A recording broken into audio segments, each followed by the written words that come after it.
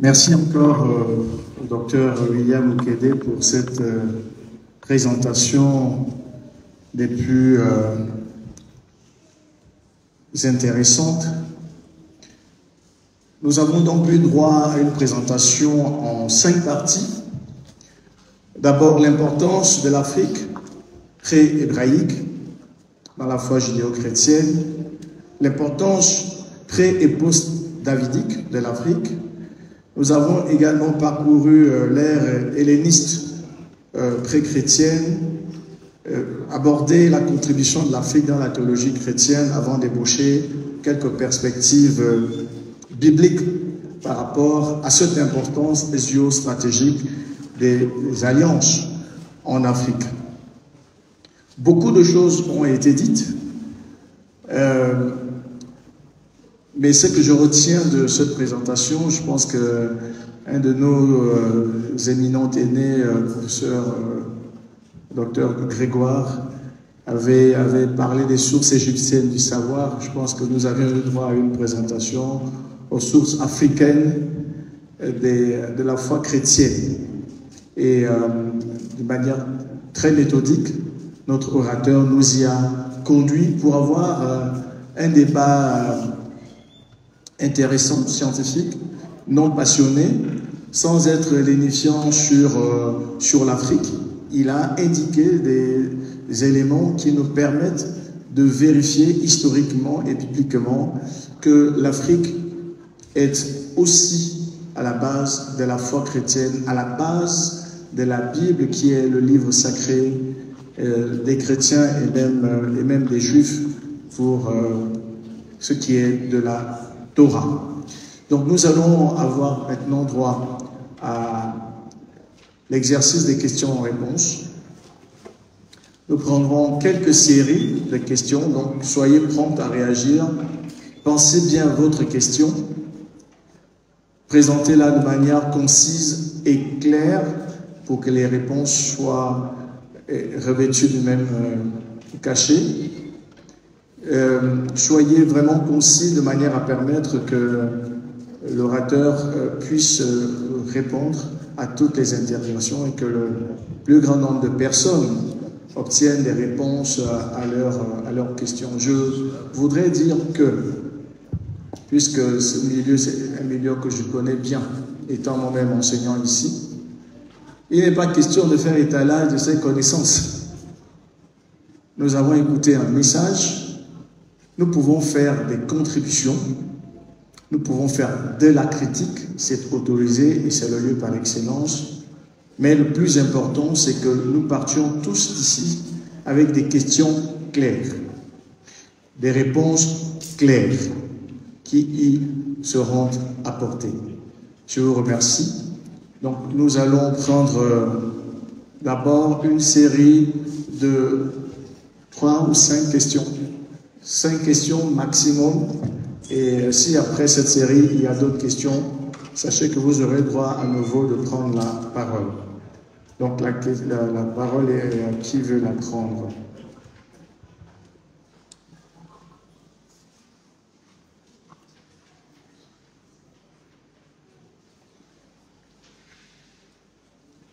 Le micro va circuler, il y a déjà une main là-bas.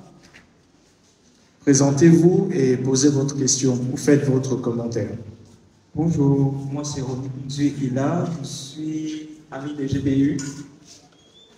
Ma question c'est, lorsque vous présentiez, vous aviez dit que le débat sur le retour à l'origine ne devrait pas avoir lieu parce que l'origine c'est l'Afrique, normalement le culte de la Bible écrit en Afrique.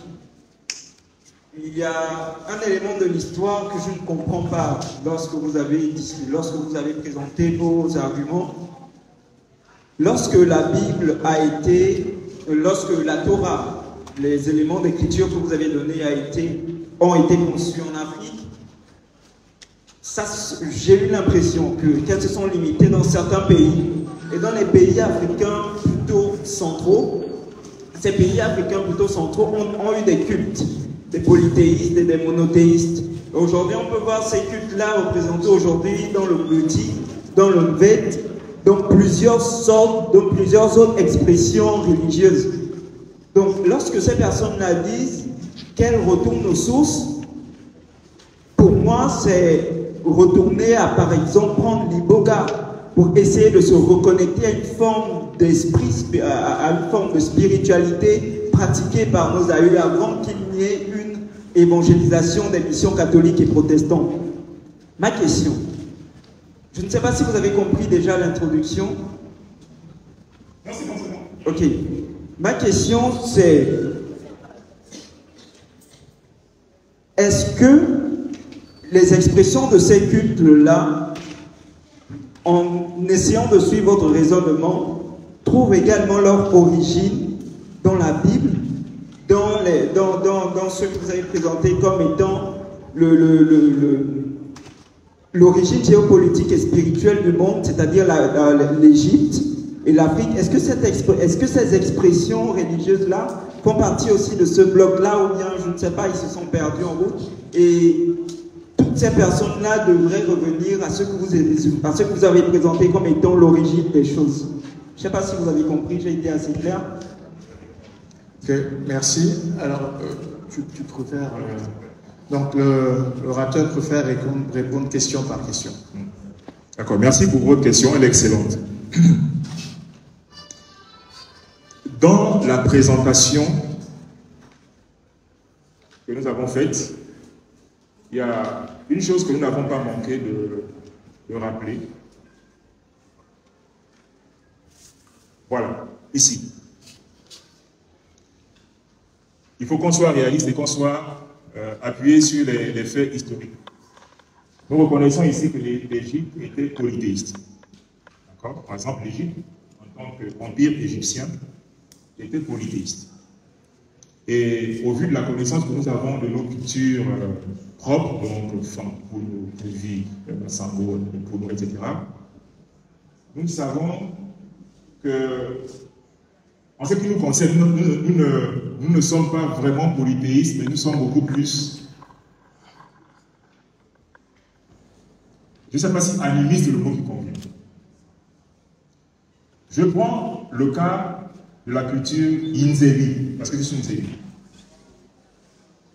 Chez les Nzéli, nous n'avons pas de Dieu, nous ne sommes pas polythéistes, c'est-à-dire nous n'avons pas plusieurs dieux. Cependant, nous avons, en termes de spiritualité, un rapport à l'ancestralité.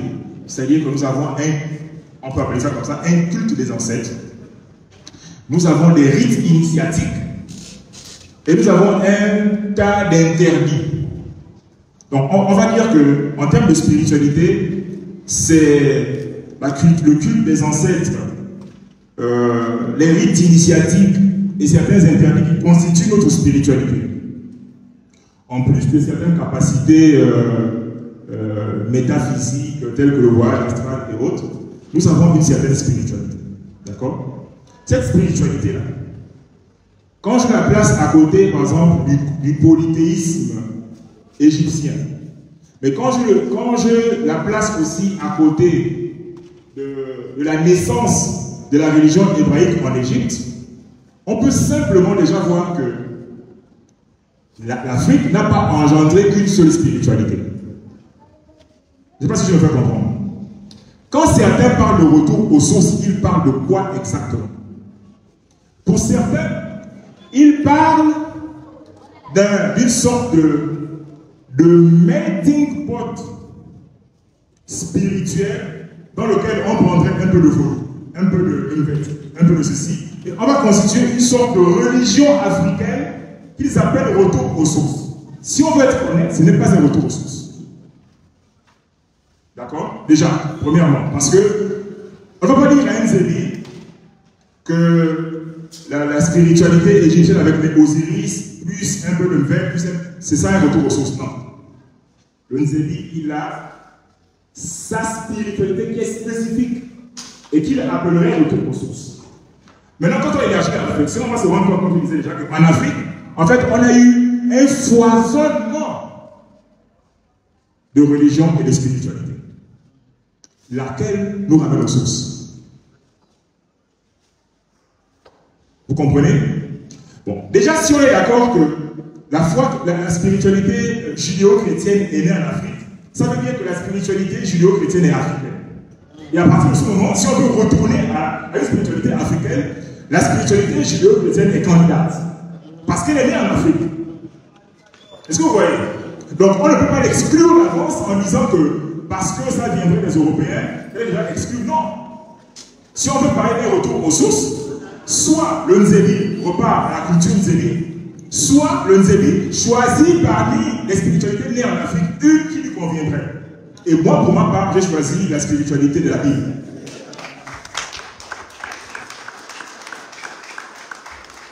En fait, c'est ça la base du raisonnement et la visée de cette conférence. Parce que la mauvaise information nous a fait croire qu'il y a une spiritualité africaine, laquelle, et puis il y a une religion importée qui nous a été amenée ici. Non! Tout ça est né en Afrique.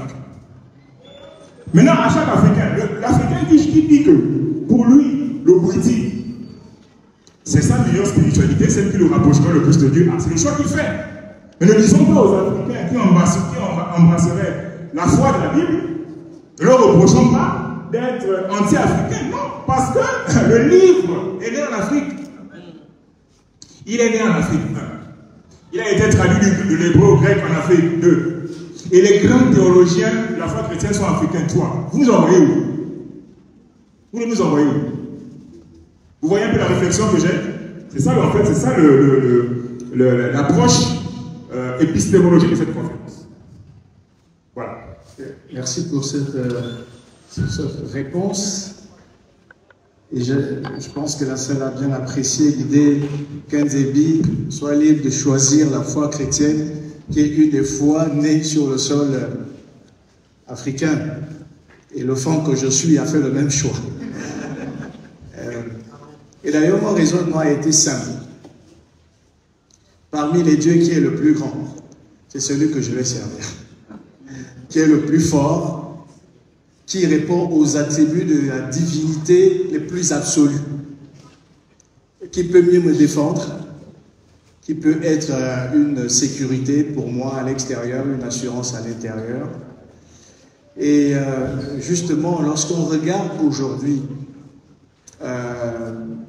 les nations les plus puissantes du monde, je dirais même la nation la plus puissante du monde, elle est fondée sur la foi chrétienne.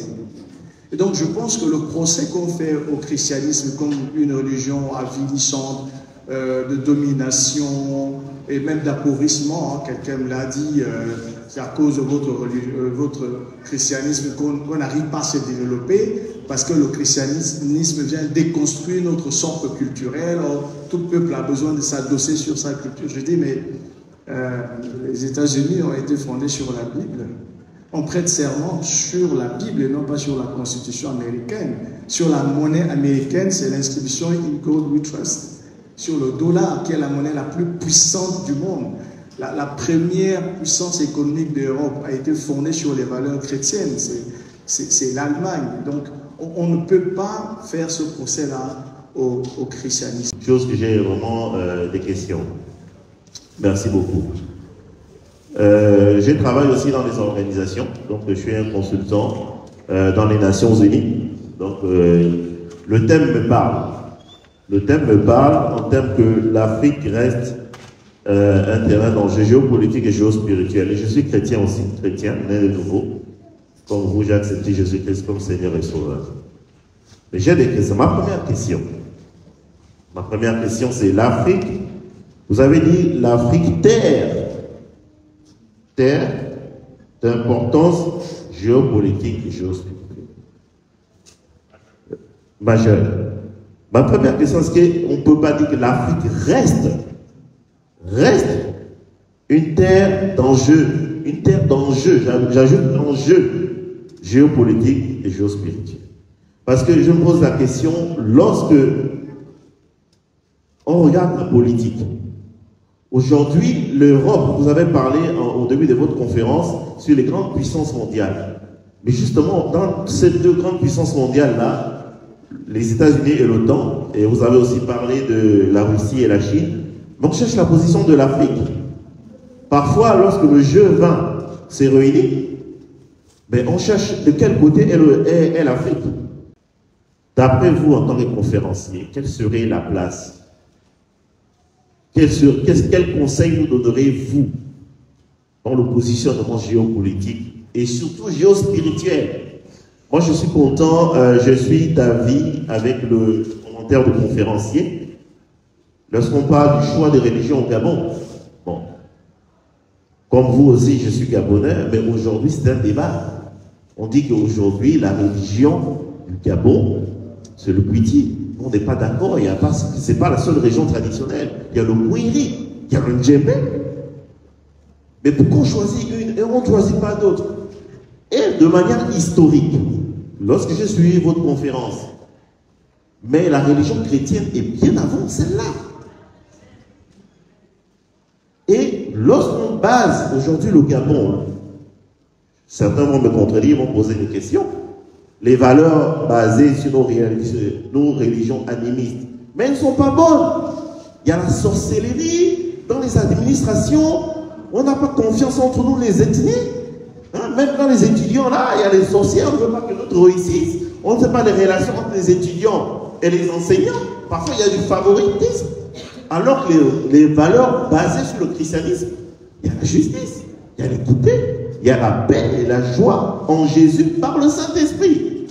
Et les autres pays, comme a dit le commentateur tout à l'heure, qui sont basés sur les religions chrétiennes, mais ont réussi. Les États-Unis, l'Europe, la Suisse. Mais pourquoi pas le Gabon? Essayons de baser nos valeurs sur ce qui marche. Pourquoi cherchons des religions qui ne marchent pas? Je pense que vous devez nous donner une piste. Troisième question, là où j'ai du mal, là où j'ai du mal un peu plus rapidement à comprendre la dernière question, troisième et dernière question, c'est que vous avez dit une phrase qui me choque et que j'ai du mal à comprendre, que le christianisme est d'origine africaine. Vraiment, j'ai du mal à comprendre. Je pense que le christianisme l'Afrique est cogénitrice, mais pas d'origine, parce que l'Ancien Testament, oui, on a reçu, mais dans le Nouveau Testament aussi, Jésus-Christ n'est pas né en Afrique, bien que l'Afrique a protesté Jésus-Christ. Tous les apôtres ne sont pas africains. Donc, est-ce qu'on ne peut pas parler de cogénitrice au lieu de dire que c'est d'origine? C'est ma dernière question. Je vous remercie. Merci. Merci. Monsieur.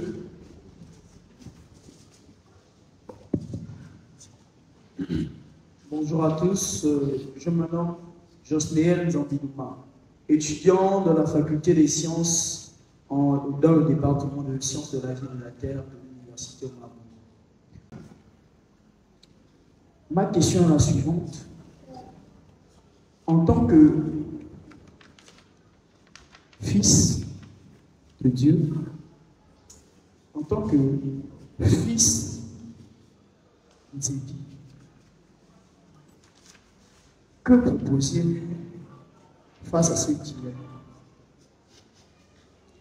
Merci beaucoup, Josnel et Aboumas, pour ces deux questions. Et je vais laisser la parole à l'orateur. Je vais commencer par la dernière, car elle est plus fraîche, et ensuite le modérateur me rappellera les trois questions de votre bien-aimé frère Boumas. Alors, j'aime bien la question parce qu'elle permet d'aborder une certaine profondeur par rapport à la relation qui pourrait exister entre notre identité terrestre, culturelle, c'est-à-dire moi en tant que Zébi, et la spiritualité que la foi chrétienne propose, et comment gérer cette fusion-là. Alors, déjà, je ne sais pas si vous avez remarqué, pour ceux qui lisent la Bible, surtout ceux qui lisent l'Ancien Testament, il y a une remarque objective qu'on peut faire en termes de culture. C'est que la culture israélite, voire même la culture proche et moyenne-orientale, n'est pas si différente que ça de nos cultures rwandaise. Je prends un exemple simple. Chez les Israélites, lorsqu'un homme mourait, laissait une veuve et des enfants, normalement, le petit frère du défunt, pour préserver l'héritage de son grand frère, devait récupérer la femme et les enfants, n'est-ce pas? Ça existe chez les Mzéli, chez les femmes. Ça existe un peu partout. En fait, je peux prendre plusieurs points comme ça, dans lesquels on va quand même voir une certaine uniformité pour ce qui est des mœurs en elles-mêmes. Quand on dit par exemple que tu ne verras pas la nudité de la femme de ton frère et autre, mais c'est la même chose qu'on voit chez nous. Donc, partant de tous ces exemples, ce que je peux dire, c'est que soyons objectifs et scientifiques. C'est-à-dire qu'on a besoin, pour faire ce genre d'évaluation comparative, d'avoir des personnes qui connaissent vraiment ce que la Bible dit et les personnes qui connaissent vraiment ce que leur culture dit. Afin de pouvoir faire une évaluation comparative et éventuellement tirer le meilleur, par exemple, de notre culture pour les incorporer dans notre façon de manger sur terre. Parce que le problème que nous avons, c'est que nous avons des a priori dans lesquels nous disons que la Bible ou la foi chrétienne rejette d'avance notre culture. Or, c'est faux. Parce que nous avons des points culturels communs, déjà. Maintenant, il est vrai, et là je rejoins un peu la question du frère Boumas, que dans certains pans de notre culture, il y a des choses à reprocher. Je prends un exemple simple, une pratique dont moi je suis contre. Vous avez un homme qui a épousé une femme, qui a fait des enfants, et qui meurt.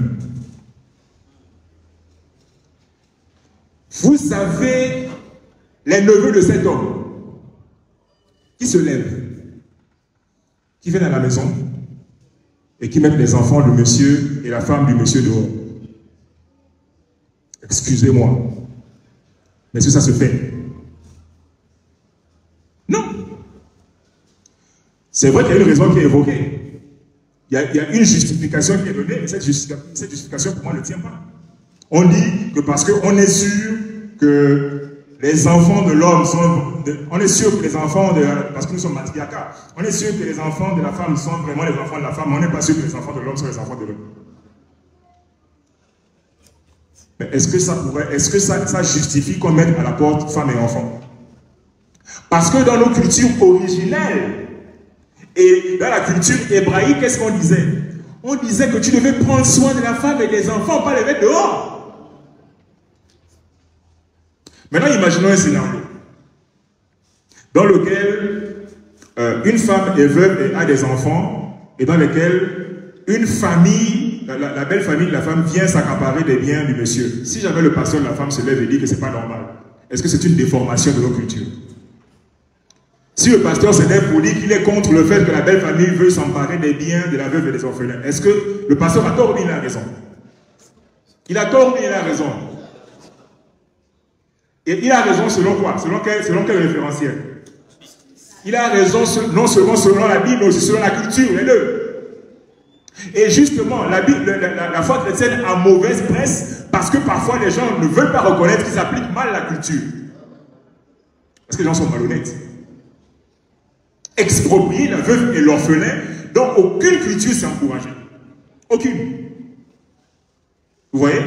Je n'ai pris qu'un seul point, mais je pense qu'il y a plusieurs points qu'on peut évoquer dans lesquels, en réalité, on doit reconnaître qu'il y a des accointances entre les cultures israélites antiques et nos cultures. 2, parfois nous interprétons mal nos propres cultures et nous ne faisons qu'en tirer profit au détriment des autres. Et sur ce point, la foi chrétienne, elle est claire. Et Dieu, il est clair aussi. Il dit, et on peut trouver ça exagéré, mais il a raison. Il le dit aussi pour le peuple juif. Il dit, j'ai peur de paraphraser. C'est le pasteur Paul. Il est en train de lire, c'est un passage, je pense, de Jérémie, dans lequel la Bible dit que les cultures des nations païennes ne sont que vanité, quelque chose comme ça.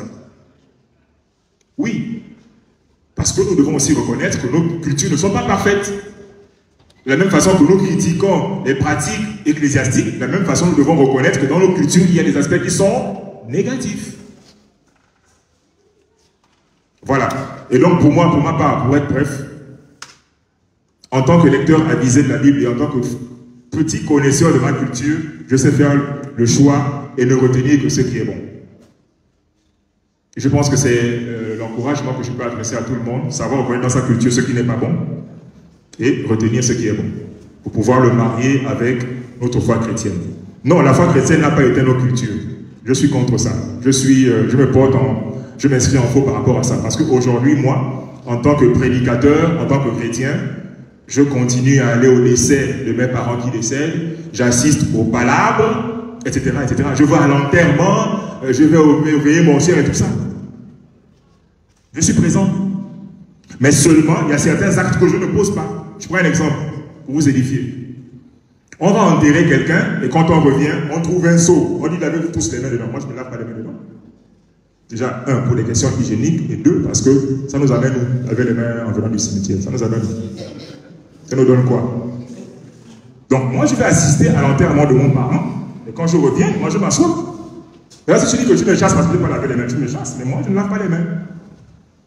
Et ça n'a pas de plus-value. Merci. Ah, c'est pour la question de Jocelyn. Voilà, bon, ma réponse n'est pas parfaite, mais on va faire comme ça. Ensuite, est-ce que vous pouvez donner les questions du frère Boumas, qu'on a un peu vite?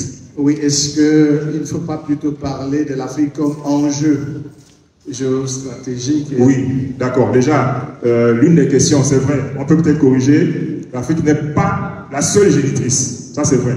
Mais l'Afrique, en tant que territoire, elle est porteuse des premières formes de la foi que nous avons aujourd'hui. Pour trois raisons que nous avons citées. Les raisons sont encore là. Parce que c'est ici que le peuple hébreu s'est formé.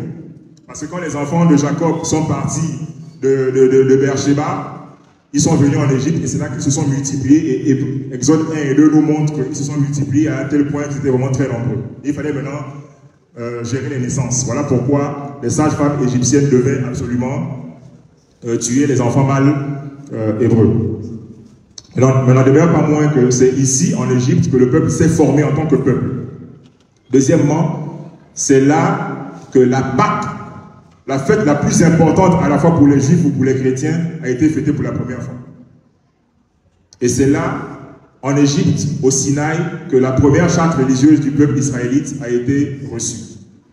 Donc déjà, tous ces éléments, plus ceux qui sont venus par la suite, montrent que l'Afrique est porteuse ou progénitrice. Je suis d'accord avec ce que tu as dit. Maintenant, il y avait, en termes d'enjeux, en fait, ce que moi je ne voudrais pas, c'est considérer l'Afrique à partir de l'opinion des autres. Parce que c'est vrai que le bloc russo-chinois et le bloc états-unio-otanien considèrent l'Afrique comme un enjeu ou comme des enjeux. Et ça, c'est leur façon de nous voir. Maintenant, nous, en Africains, est-ce que notre propre détermination est un enjeu pour nous-mêmes d'abord? Moi, c'est de ça que moi je parle ici. Est-ce que nous-mêmes, nous pensons que nous devons avoir des intérêts à défendre? Je pense que oui.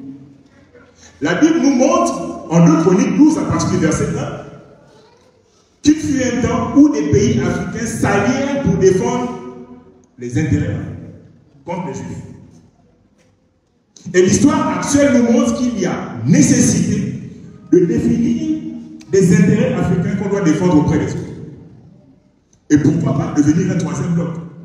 C'est-à-dire les Américains et les Européens ont des intérêts. La Russie et la Chine ont des intérêts. Mais l'Afrique aussi a des intérêts. Je pense que c'en est assez de simplement s'aligner à un camp. Et l'autre est où? Parce que ça va loin, tout à fait. Et ça a éclaté au niveau de la CEDEAO.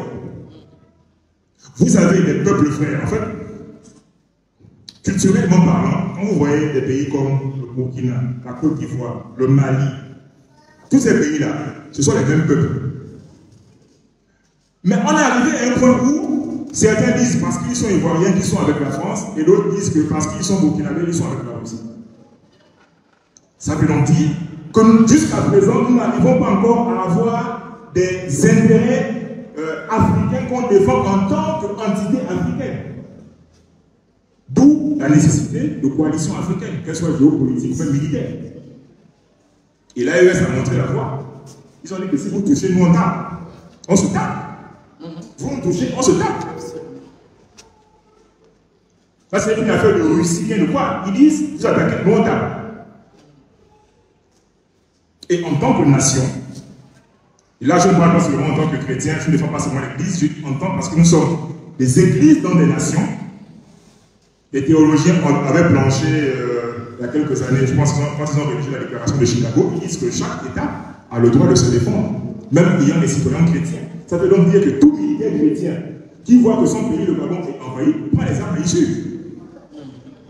Ah oui, donc il faut qu'on soit réaliste. En termes de défense du continent et du pays, lorsqu'on parle des aspects géopolitiques, militaires et autres, il faut qu'on ait une position et des intérêts à défendre.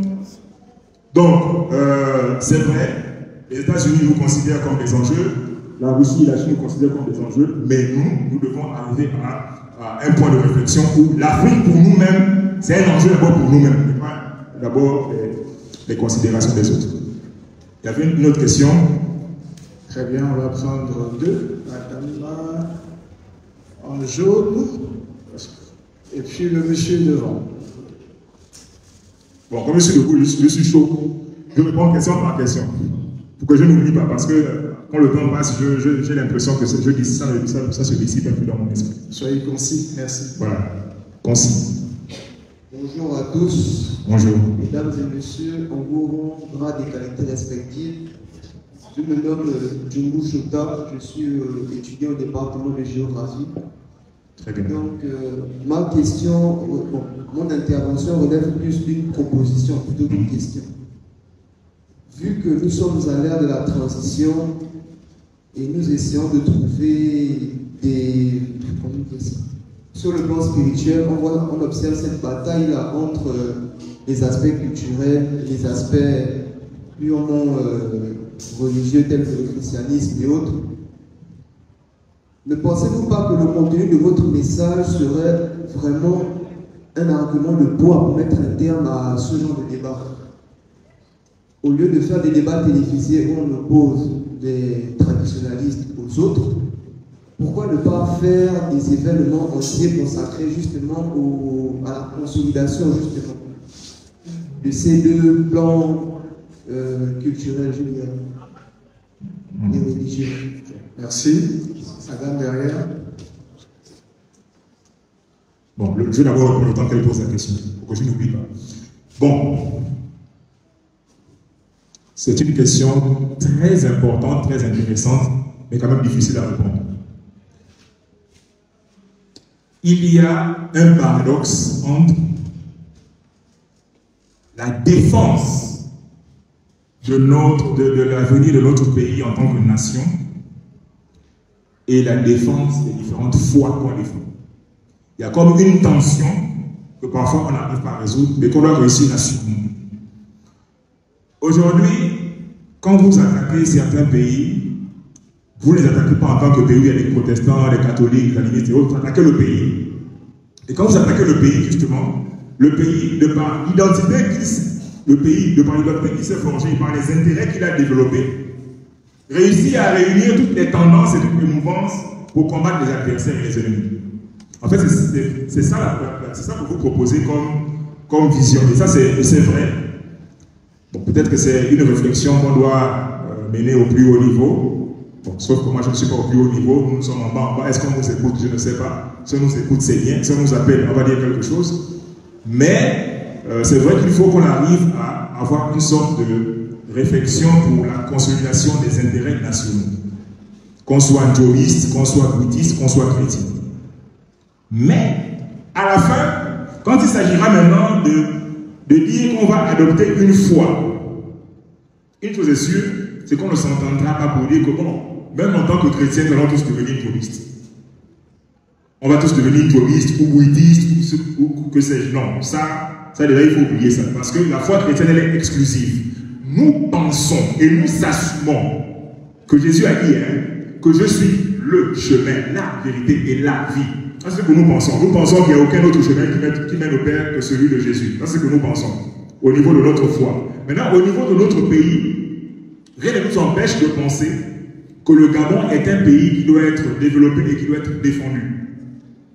Et nous ne sommes pas orphelins de conseils à cet égard, parce que la Bible regorge de plein de conseils sur le plan politique, sur le plan géopolitique et sur le plan spirituel. C'est parce qu'on a fait un constat.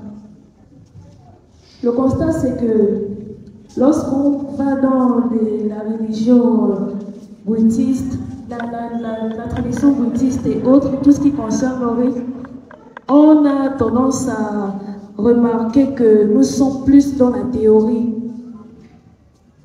Si Dieu est un être qui agit, c'est que nous qui sommes ces créatures, nous devons être en constance dans le mouvement, dans l'action. Comparé à la religion chrétienne, qui est plus ou moins dans la théorie. C'est un questionnement qui a fait naître le concept de retour aux sources, si je peux le souligner comme ça. L'autre, il y a une question? Rapidement. La question qui se pose, c'est que est-ce qu'il est possible d'associer qu'il puisse avoir un mariage entre la religion judéo-chrétienne et nos cultures? Merci. Merci. Ok, je commence par la deuxième. Les théologiens parlent de ce qu'on appelle l'inculturation. C'est-à-dire que l'inculturation, c'est cette capacité que chaque peuple doit avoir en ce qui concerne le fait d'épouser la foi chrétienne ou pas. Quand le christianisme arrive, je le dis en d'autres mots, est-ce que je ne suis plus Nzébi parce que je suis chrétien? En réalité, on va se rendre compte, et il faut être très clair là-dessus, qu'en réalité, je suis Nzébi et chrétien. Vous voyez? Pourquoi? Parce que dans ma sensibilité d'être humain et de Nzébi, grâce à la connaissance des Écritures et grâce à la petite connaissance de ma culture que j'ai réussi à faire le mariage entre les deux. Il y a un mariage, mais c'est un mariage qui est sélectif. Et je vous avoue, c'est un mariage dans lequel je donne la primauté à ce que la Bible dit. Quand ce que la Bible dit embrasse ce que les Nzébi disent, ça je prends. Mais quand ce que la Bible dit diverge avec ce que les Nzébi disent, ça je jette. Je veux être très clair là-dessus. Mais ça n'empêche pas qu'on me reconnaisse encore jusqu'à présent comme un Nzébi. Jusqu'à présent, jusqu'à ce que ça change, jusqu'à encore Nzébi. Maintenant, par rapport à votre acception de la foi chrétienne comme une théorie différemment du critique qui serait plus pratique. Bon, déjà, vous faites bien de poser la question parce que malheureusement, on entend ça même dans l'Église. Et je vais vous dire ceci. C'est que, contrairement à ce qu'on pense, si vraiment nous reconnaissons qu'il y a un Dieu qui est suprême, ça veut dire que quelque part nous reconnaissons que ce Dieu suprême a des exigences. Et ces exigences concernent même aussi la manière que nous avons pour l'aborder. Parce que nous reconnaissons, nous chrétiens, que ce Dieu qui est notre Dieu est aussi notre roi. Or, tout roi est protocolaire. Notre Dieu serait le roi le plus incompétent et le plus faible, même parmi les hommes. Parce que même chez les hommes, les rois, les petits rois humains, ils ont des protocoles qui permettent de les respecter en tant que rois. Et ceci dit,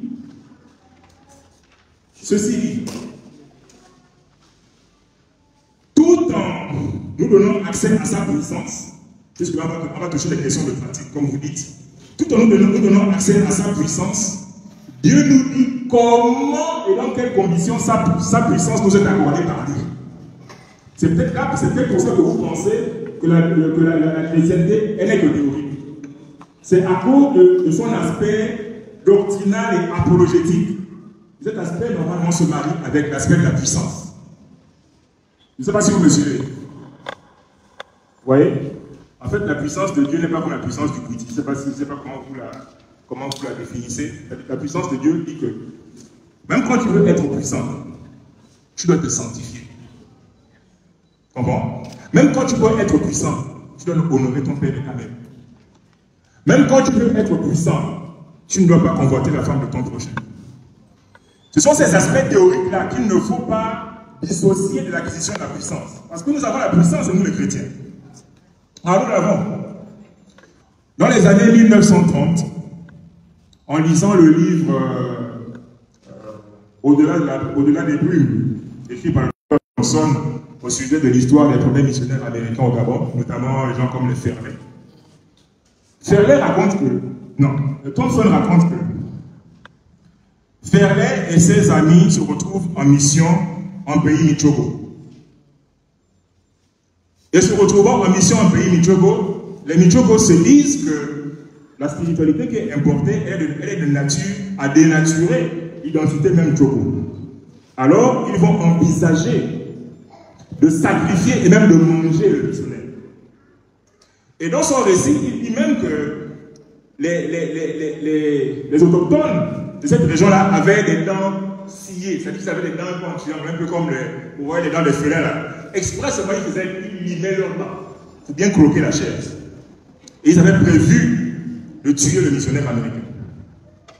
Sauf que cette nuit-là, en plein village, en pays Tsogo, ça devait être en pays Tsogo, en pays Massambi, en plein village, la case qui avait été réservée pour le missionnaire américain n'a pas réussi à être touchée par tous les villageois ce jour-là, malgré la cérémonie qu'ils avaient préparée pour le bouffer. Ce jour-là, tout seul, il a réussi à démontrer que la foi chrétienne, ce n'est pas seulement la bouche, nous aussi on tape. Comprenez? On n'est pas dans la théorie. En fait, souvent vous pensez que la foi chrétienne, c'est marcher et puis jouer les vanteurs à nous. Notre spiritualité, c'est une spiritualité à laquelle nous assurons que même quand nous on dort, il y a quelqu'un qui veille sur nous. Et ceux qui ont testé ont déjà su ça. Je pense que le procès qui nous est intenté en disant que la foi chrétienne est une foi simplement théorique, c'est un faux procès. Parce que tous ceux qui ont essayé savent. Allez demander à ceux qui ont essayé. D'accord? On n'est pas que dans la théorie, nous sommes dans le véhicule de la puissance. Mais c'est vrai que cette puissance ne s'exprime pas telle qu'on le souhaiterait. On n'a pas besoin de faire une veillée, de faire pousser les bananiers la nuit et puis le matin dire qu'on est puissant. Non. Nous on dort. Et puis il y a quelqu'un qui nous sommeille qui ne dort. Qui veille sur nous. C'est tout. On a une spiritualité qui est simple. On a une spiritualité qui est simple. Et c'est dommage que même dans l'église, nous rencontrons ce procès d'intention de la part des chrétiens qui savent pourtant que la puissance dont nous sommes dépositaires n'est pas une puissance pour le spectacle. C'est une puissance qui est très simple. Ce n'est pas le bâton magique. Dieu peut te laisser avec une maladie, soit qu'il va guérir sur le champ, parce que quelqu'un va dire au nom de Jésus, ça guérir sur place, ou bien il peut permettre dans sa grâce que ce soit les médicaments qui te guérissent. Dans les deux cas, la puissance de Dieu s'est manifestée. C'est lui qui choisit. Voilà. Donc, je vais m'arrêter par là. Je pense que ceux qui pensent que nous sommes théoriques ont tort. Je le pense et je l'assume. Maintenant, s'il y en a qui pensent que c'est faux, testez-nous. Merci. Je pense que c'est une bonne conclusion. Il n'y a pas de christianisme authentique sans rapport de force spirituelle. Ça, c'est vrai. Les Hébreux sont sortis d'Égypte sous l'effet de la puissance de Dieu. Ils ont conquis la terre promise, Canaan, sous l'effet de la puissance de Dieu. Donc, c'est clair que ces choses sont vraies pour nous. Dieu est le tout-puissant. Il est El Shaddai. Mais je crois vraiment, votre interrogation ou votre observation m'interpelle tellement. Je me rends combien de fois, effectivement, il y a des jugements qui sont faits sur le christianisme sur la base des En fait, ce sont des préjugés. Pourquoi je le dis? J'aurais aimé, en fait, on est dans un débat contradictoire, hein, que vous donniez peut-être un ou deux exemples dans lesquels le christianisme est théorique. Je suis chrétien depuis 24 ans cette année et je n'ai jamais été traversé par une telle pensée, que je suis dans les philosophies, je suis dans la théorie, je suis dans des paroles en l'air. Le christianisme a inhibé tous les aspects de ma vie avec des actes, avec des réalisations concrètes. La Bible dit, tu mangeras ton pain à la sueur de ton front. C'est l'éthique du travail, l'éthique chrétienne du travail. C'est du concret. Si vous lisez le livre des Proverbes, vous verrez combien les propos de Dieu sont pertinents et englobants par rapport à la vie de l'homme. Si tu dors, tu seras surpris par la disette. C'est l'éthique du travail. Paul dit, celui qui ne travaille pas n'a pas le droit de manger. C'est l'éthique du travail, c'est du concret. C'est du concret. Donc, je pense que j'aurais pu prendre d'autres exemples dans d'autres domaines où le christianisme part des présupposés, des postulats doctrinaux vers des aspects pratiques. Pour terminer, lisez les épîtres de Paul. Et l'une des plus emblématiques, c'est l'épître aux Romains. Mais c'est pratiquement la même structure dans tous ces textes.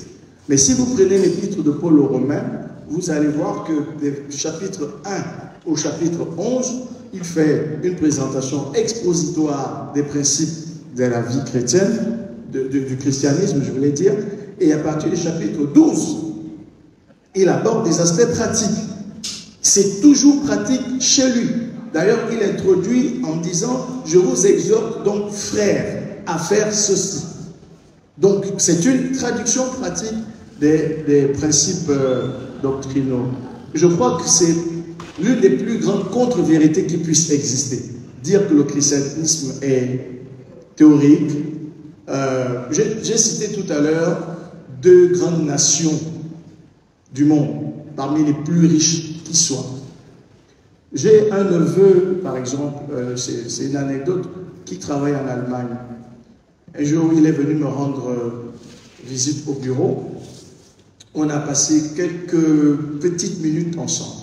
Et il est reparti, en me disant qu'en Allemagne, il est interdit de recevoir des visites personnelles en milieu professionnel.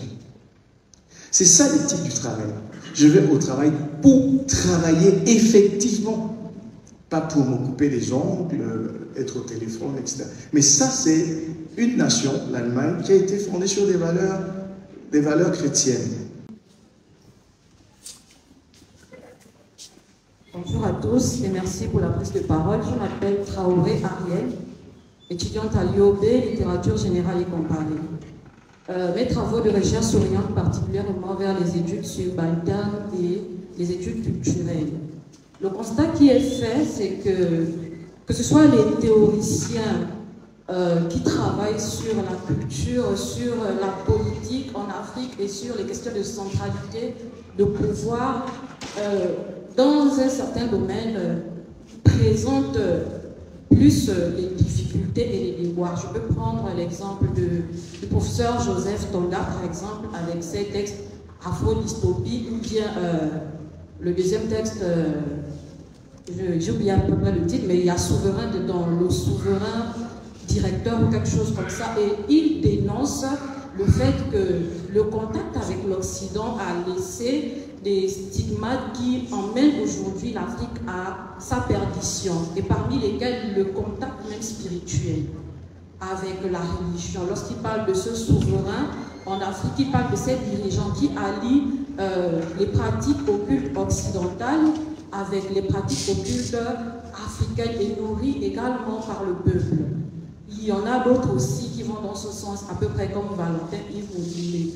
Et ça, c'est d'un point de vue laïque. D'un point de vue spirituel et chrétien, je vous ai entendu, ma préoccupation est de savoir, dans les deux cas, quel est le schéma que vous préconisez, que vous proposez pour mettre en valeur cette puissance ou ce pouvoir géospirituel ou géopolitique en Afrique, avec les questions d'hybridité, de rencontres que nous connaissons issues de la colonisation et des conséquences de la colonisation. Par exemple, pour ma part, mon père est gandais, sénégalais, ma mère est gabonaise.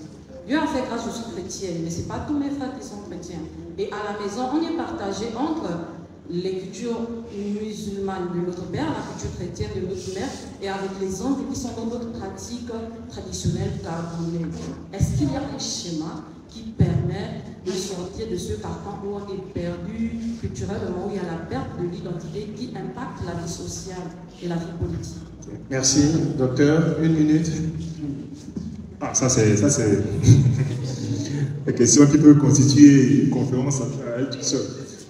Bon, je veux vous avouer que ma réponse va vous décevoir dans le sens où on a déjà remarqué, le peuple d'Israël l'a vécu, mais chaque nation le vit, qu'il est impossible que tout le monde ait la même foi. Vraiment de façon pratique.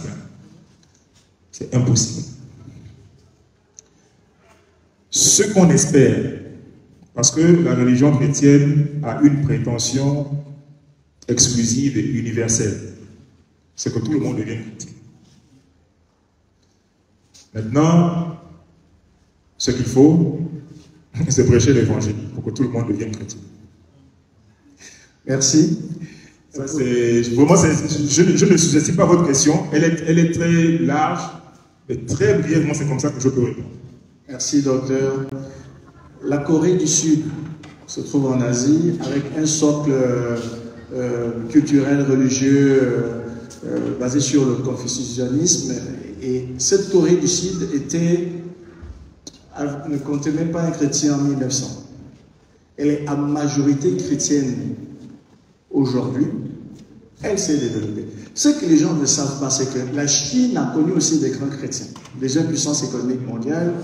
Je pense à Watchman Nee, qui est chinois, qui s'est battu pour la foi chrétienne.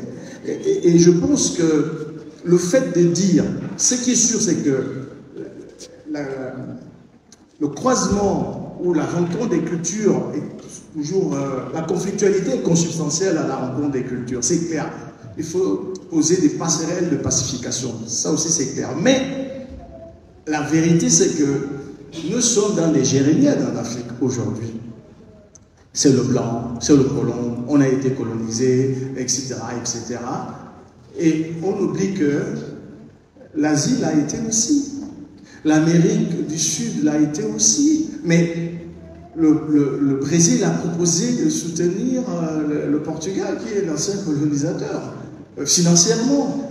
Qu'est-ce qui fait en sorte que ces anciennes colonies puissent émerger aujourd'hui au rang de puissance mondiale et que l'Afrique ne décolle pas? Donc le problème n'est pas au niveau du christianisme. C'est peut-être à nous de nous questionner pourquoi ça ne marche pas chez nous. C'est ça que je voulais dire. Et j'appuie ce que le docteur disait tout à l'heure. La religion chrétienne est exclusiviste et universaliste. C'est clair. Allez et faites de toutes les nations des disciples. J'ai été au Sénégal et je sais que là-bas, croire en Jésus, ça veut dire être exclu de la vie religieuse, de la famille, être exclu de la vie culturelle de la famille, et ça entraîne même un relâchement des liens familiaux. Donc une exclusion, une sorte d'ostracisation de la personne. Alors, est-ce que là, il faut dire que on pourra lutter contre ça ou empêcher ça dans l'absolu? Absolument pas. Absolument pas. Parce que si vous faites un choix, vous l'assumez jusqu'au bout. Et c'est ça aussi la croix dont on a parlé. Elle fait partie de la vie chrétienne. Donc ici, il n'y a rien. Une question. Vite. On a dit 15 minutes, donc à 30, on arrête. Bonjour à tous. Je me nomme Minta Abila Alain. Je suis étudiant en droit des sociétés à l'Institut universitaire des sciences de l'organisation. Mon interrogation, elle est portée sur un fait. Dans votre allocution, vous avez fait état du fait que l'Afrique est l'une des fondatrices de la religion chrétienne. vous avez, par plusieurs passages, démontré le fait. Moi, j'aimerais faire comprendre le fait que si on dit retour aux sources, c'est expliqué et explicable. En ce sens que on ne peut valoriser ce qu'on ignorait. La Bible, pour moi, est un livre historique. En ce sens, elle relate une histoire chrétienne par rapport à l'Afrique et aux autres continents, si on le veut ainsi. Or, les livres historiques basiques, lorsqu'ils relatent la religion chrétienne, ils ne la relatent pas de sorte à ce que l'Afrique soit citée à un début dans le commencement biblique. Ce qui fait que lorsque nous on lit un livre historique, lorsque les colons arrivent en Afrique, il n'y a pas ce sens-là de dire qu'il y avait déjà un fait chrétien avant que ces derniers n'arrivent. C'est dans ce sens que certains se lèvent et disent retournons aux sources. Pourquoi? Parce que pour eux, il n'y a jamais rien eu que ce qu'ils savaient. Donc le christianisme pour eux n'est pas de source. Ce qui est de source pour eux, c'est ce qu'ils ont trouvé, ce que leurs parents faisaient, le petit, je sais pas moi. Parce que lorsque les livres historiques basiques vont nous relater les faits, ils ne vont pas nous dire que l'Africain se battait avec des versets bibliques. Ils vont nous dire qu'il faisait des incantations, qu'il faisait ceci et cela. Ce qui fait que, ne sachant que ça, et étant nés en voyant nos parents, en voyant leurs parents, disons nos aïeux, dans ces pratiques-là, pour eux, c'est ça la source.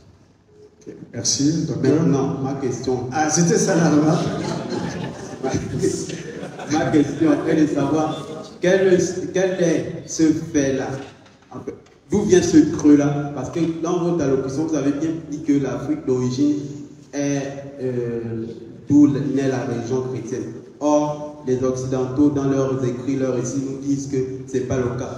Quel est ce fait-là, quel est cet instant-là où l'Afrique perd complètement la connaissance de ce qu'elle a fait naître pour qu'on se retrouve dans un état où vous avez dit qu'on a été réévangélisé? Qu'est-ce qui s'est passé entre ce que la Bible dit et ce que les livres d'histoire disent? Merci. Merci. Allô.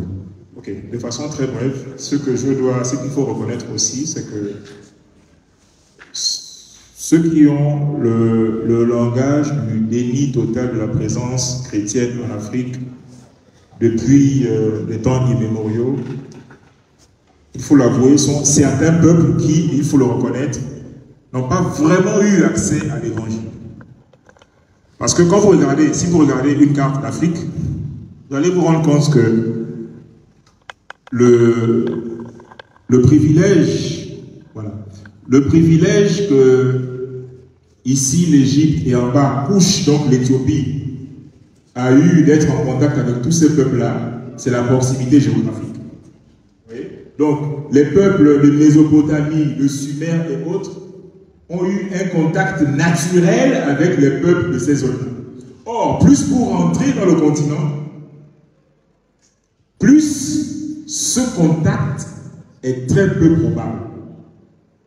Et donc, ce sont les peuples qui sont par ici là, qui se croient plus africains que les autres là, qui disent que Dieu n'a jamais été africain. Or, toute cette zone-là, on prend depuis le Maroc, l'Algérie ici, toute cette zone-là, jusqu'en Éthiopie en bas, toute cette zone-là avait déjà eu un contact très fort avec la religion, la foi judéo-chrétienne. Vous comprenez? Et c'est cette zone-là qui est, de façon normale, le lieu de naissance de la spiritualité judéo-chrétienne, bien évidemment en corrélation avec Canaan, donc Israël, etc. Donc c'est un peu normal qu'il parle comme ça. Ça veut donc dire qu'il faut, quand on parle, qu'on ait un langage nuancé. Il faut qu'on dise que peut-être les pays d'Afrique centrale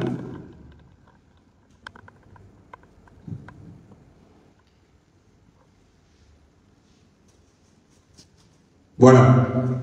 Vous voyez? Donc ce que j'ai dit tout à l'heure, c'est que tous ces peuples-là, vous voyez, d'ici jusque-là, donc toute cette partie-là, avaient déjà eu un contact rapproché avec la spiritualité judéo-chrétienne. Maintenant, nous qui sommes ici, à l'autre bout, ça a été un peu plus difficile. Maintenant, le problème, c'est que c'est nous qui sommes ici, là, qui parlons au nom de tout le monde pour dire que tout le continent n'a jamais reçu l'évangile. C'est fort. Non. Oui, une bonne partie du continent a été touchée, pas tout le continent, c'est vrai. Mais ne disons pas que l'Afrique, quand on parle de retour aux sources, voilà, on n'a jamais eu de contact avec la Bible, on n'a jamais eu de contact avec la foi chrétienne. Et le pire, c'est que lorsqu'on dit que on veut avoir désormais une religion, une spiritualité africaine, qu'est-ce qu'on propose? On propose la spiritualité qui vient d'ici, donc de l'Égypte, qui était justement la terre qui a abrité toutes les religions. Mais ça n'a pas de sens.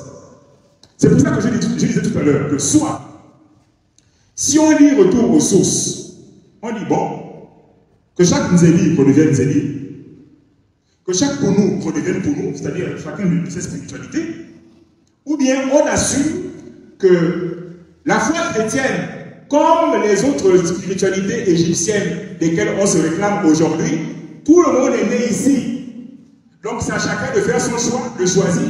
Si toi tu veux être kémite, ben, ça vient d'ici, sois kémite. Si toi tu veux être chrétien, ben, sois chrétien, ben, ça vient aussi d'ici. En réalité, on vient tous du même endroit, on vient tous de là. En termes de spiritualité, les religions qui existent aujourd'hui. Donc personne ne peut dire à personne que bon, moi je veux avoir la foi égyptienne, mais quelle foi égyptienne? Laquelle? Exactement. Parce que la Torah est née en Égypte, tu parles de quelle foi égyptienne? Laquelle? L'adoration de Amon, l'adoration d'Osiris, tu parles de laquelle des fois? Le retour aux sources, c'est quelle source parmi les fois égyptiennes qu'il y avait ici? Donc c'est ça le problème. Donc soit on assume que c'est vrai que la foi judéo-chrétienne, le plus grand contact qu'elle a eu dans l'Antiquité, et cette zone-là, et c'est vrai qu'ici, on n'a pas eu vraiment beaucoup de contacts. On a eu beaucoup de contacts. Voilà, donc il y a maman qui prendrait la parole pour nous informer là-dessus. Voilà. Il faut qu'on soit objectif et scientifique, parce que sinon on verse dans les a priori, et le pire c'est qu'on verse même dans l'ignorance. C'est pas sérieux. Merci docteur. J'espère que notre jeune étudiant a bien compris. On va la passer, même mieux qu'elle parle à la fin. Parce que c'est un docteur aussi, donc elle a certainement de la matière. Je pense qu'il faut bien comprendre l'approche du conférencier. Le retour aux sources, ce qui est dit, c'est que si on doit retourner aux sources, retournons à toutes les sources. C'est-à-dire en intégrant la foi chrétienne, qui est africaine. Parce que lorsqu'on parle de la foi qui se pratiquait dans cette zone, nous sommes 1500 ans avant Jésus-Christ, donc du temps de Moïse. Et ça s'est poursuivi jusqu'aux différents conciles, Carthage, Constantinople, donc Tunisie, Égypte, Alexandrie, qui se sont tenus là. Donc il ne faut pas oublier ces faits qui étaient déjà vérifiés par les historiens de l'époque, au 1er siècle, 2e siècle, 3e siècle après Jésus-Christ, pour revenir à ce qui existait en 1800 seulement. Donc la foi chrétienne, elle est longtemps avant ces religions que nous connaissons aujourd'hui sur le territoire africain. C'est ce que l'orateur défend comme thèse. Donc toutes les sources, alors, tenons compte de ce qui était là déjà. Ou alors, laissons à chaque Africain la possibilité de choisir sa religion africaine, tout en intégrant celle qui était là aussi, c'est-à-dire le christianisme. Donc ce n'est pas une nouveauté pour l'Afrique. C'est cela son